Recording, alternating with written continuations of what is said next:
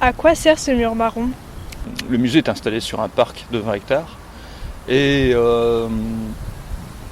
comme il y a un musée au milieu, il fallait quand même qu'il y ait un minimum de protection autour du parc.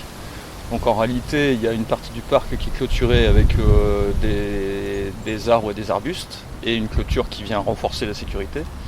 Et en fait, le mur n'est pas infranchissable, mais en tout cas, il marque l'entrée du musée et du parc. Et les murs en terre ne sont que le long de la rue Paul-Bert, quasiment.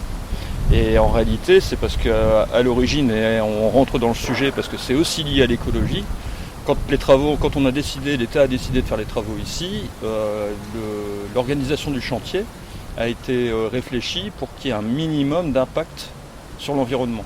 Donc un minimum de transport de terre en camion par exemple. Ils ont retravaillé la terre avec un petit peu de ciment et de chaux à l'intérieur pour en faire des murs qu'on appelle des murs empisés, pour créer une limite physique et une délimitation du parc avec les matériaux qui ont été issus du site et qui n'ont pas été exportés. Comment entretenez-vous le parc? Déjà, la chose à savoir, c'est qu'on est sur un ancien terri. Donc on est à peu près 4,50 m au-dessus du sol naturel. Donc il y a ce qu'on appelle un remblai. Et les remblais, en fait, ce sont des cailloux. Des cailloux qui ont été étalés sur le site au fur et à mesure de l'exploitation de la mine. En fait, on sortait le charbon de la mine, mais dans le charbon, il y avait aussi d'autres matériaux qui étaient mélangés. Donc tout ça, c'était trié. Et ce qu'on ne pouvait pas revendre, c'était étalé sur le site. Donc nous, jardiniers, aujourd'hui, on a une grosse difficulté, c'est qu'on n'a pas de terre, en fait. C'est pas de la vraie terre qu'on a sous les pieds. C'est des cailloux, c'est des restes de charbon, c'est du grès, un autre type de pierre. Et donc c'est très difficile de faire pousser des végétaux dans du caillou. On a 4 jardiniers sur le parc, 3 qui travaillent vraiment sur le parc, sur l'entretien, et une jardinière qui, elle, travaille d'un côté sur le parc, sur son entretien, et d'autre part sur ce qu'on appelle la médiation du parc, c'est-à-dire un peu ce qu'on est en train de faire aujourd'hui. L'entretien demande beaucoup de temps parce qu'on a une grande surface à traiter. On ne travaille qu'en manuel, c'est-à-dire pas de produits chimiques. Donc ça demande encore plus de temps pour entretenir des massifs de fleurs, des massifs de plantations. Y a-t-il un composteur? Alors oui, c'est dans la continuité de ce que je viens d'expliquer. Il y a un grand composteur au bout du parc qui représente quelques dizaines de mètres cubes de tout le travail qui est fait au cours de l'année. Des déchets de tonte, des tailles, de la paille, de l'herbe qu'on a arrachée, qu'on met sur le tas de compost. Donc en fonction de ça, on regarde un petit peu, et ça se touche à la main comme ça, on effrite le terreau, et on voit s'il est prêt à être étalé ou s'il faut encore attendre un petit peu qu'il se décompose. Et à côté de ça, on a aussi des composteurs un peu plus petits et dits d'appoint, qui permettent de composter les déchets de repas le midi pour les gens qui travaillent au musée. C'est aussi un composteur qui est juste là-bas derrière, qu'on ira voir après, qui lui permet d'accueillir les restes de légumes parce qu'on est à côté du potager. Donc on a comme ça, l'idée n'est pas de faire 800 mètres pour aller mettre dans le tas de compost, le gros tas de compost qu'on a au bout du parc. On en a mis quelques-uns à droite et à gauche, justement pour cette raison-là. Pourquoi avez-vous décidé de mettre de l'eau dans le parc? La biodiversité démarre par l'eau, en fait la vie démarre par l'eau. Il faut absolument la présence d'eau pour qu'une plante, s'il n'y a pas d'eau, elle ne vit pas. Un insecte, s'il n'a pas d'eau, il ne vit pas. Un animal, s'il n'a pas d'eau, il ne vit pas. Le bassin a été rajouté en cours de route, en cours de projet, parce qu'à ce moment-là, on a mis en place ce qu'on appelle un puits de géothermie. La géothermie, c'est ce qui permet de produire de l'énergie. On va chercher l'eau dans la nappe phréatique, dans le sol, et après ça passe dans toute une machinerie qui est en bas du musée, dans les sous-sols. Et ça permet de créer de la chaleur ou du froid. Comme on a des équipements un peu particuliers dans le parc, j'appelle ça des équipements, mais ce sont dans l'esprit de l'architecte, ce sont des bancs naturels pour s'asseoir, mais de manière naturelle. C'est des bancs naturels, ce qu'on appelle des bancs de contemplation. La difficulté de ces équipements-là, c'est que si je les arrose pas régulièrement, ils deviennent tout jaunes. Et le gazon qui est dessus, il meurt. Donc ça, on fait des arrosages la nuit. Pourquoi tiens on les fait la nuit? Parce que sinon ça va brûler. C'est une raison. Si j'arrose trop tôt, qu'on a des gouttes d'eau sur le gazon, ça fait un effet loupe, tu as raison, et ça peut brûler. Ça c'est une des raisons. Comment? Elle va s'évaporer du coup.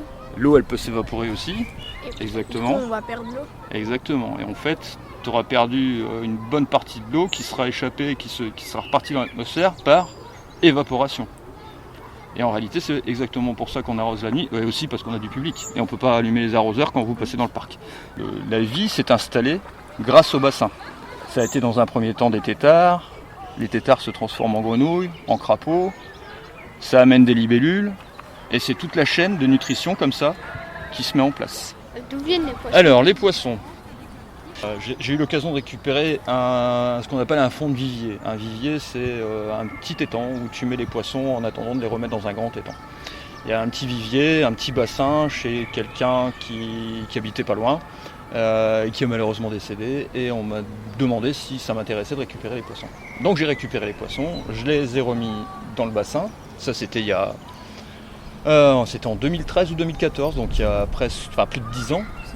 Il y a aussi une manière naturelle d'empoisonner un bassin ou un étang. Ils s'empoisonnent naturellement. Et en réalité, ils s'empoisonnent comment?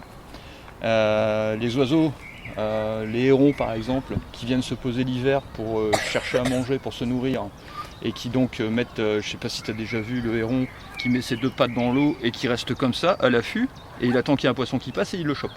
Et en fait, les hérons, ils se posent dans plein de bassins différents avant de venir chez nous, par exemple. Quand ils se posent dans différents bassins, il y a des œufs qui se collent à ses pattes. Et le fait de passer d'un bassin à un autre, les œufs se déposent dans les différents bassins en fonction du tour que fait le héron. Et c'est comme ça que naturellement, tu vas avoir des nouvelles espèces qui vont arriver dans le bassin, quoi. Nourrissez-vous les poissons et si oui, comment? Alors, au début, je les ai nourris parce que le bassin était vide. Et il n'y avait quasiment rien dans le bassin et autour du bassin. Les poissons peuvent se nourrir aussi d'insectes. Des insectes se posent sur l'eau, les poissons les mangent. Ça peut être aussi des bourgeons ou des éléments un élément végétal qui tombe d'un arbre qui va tomber dans le bassin, ça va être une source de nourriture aussi. Et au final, ce qu'on s'aperçoit aujourd'hui, c'est que les poissons sont nourris par les visiteurs. Comment avez-vous pu réussir à mettre l'eau? Via l'arrosage automatique dont je parlais tout à l'heure, l'eau qui est passée dans les pompes à chaleur, en fait, il y a une toute petite bifurcation dans le tuyau qui renvoie l'eau à la nappe phréatique et qui vient alimenter le bassin. Imagine, le bassin est vide, on a un tuyau dans le fond, il envoie de l'eau monte jusqu'en haut. Et quand elle est en haut, qu'est-ce qu'elle fait? Potentiellement, elle peut déborder, parce qu'il y a toujours de l'eau qui arrive dans le fond. Et en fait, l'eau, son niveau, le vrai niveau de l'eau, c'est là en haut. Et quand on continue à pousser de l'eau dans le fond, ça monte plus haut et ça vient se déverser là, dans le caniveau. Ce caniveau-là, il va là, sur la bouche qui est là derrière. En dessous, on a un tuyau. Le tuyau fait tout le tour, comme ça. Et là-bas, de l'autre côté, on a deux grosses plaques avec des cuves de 80 mètres cubes. On revient encore à 80 mètres cubes de tout à l'heure. Et ça permet d'arroser le parc. Donc en réalité, l'eau que j'ai déviée de la géothermie et qui alimente le bassin, je vais la remettre dans la terre par l'intermédiaire de l'arrosage automatique. Et encore une fois, on est sur un cycle.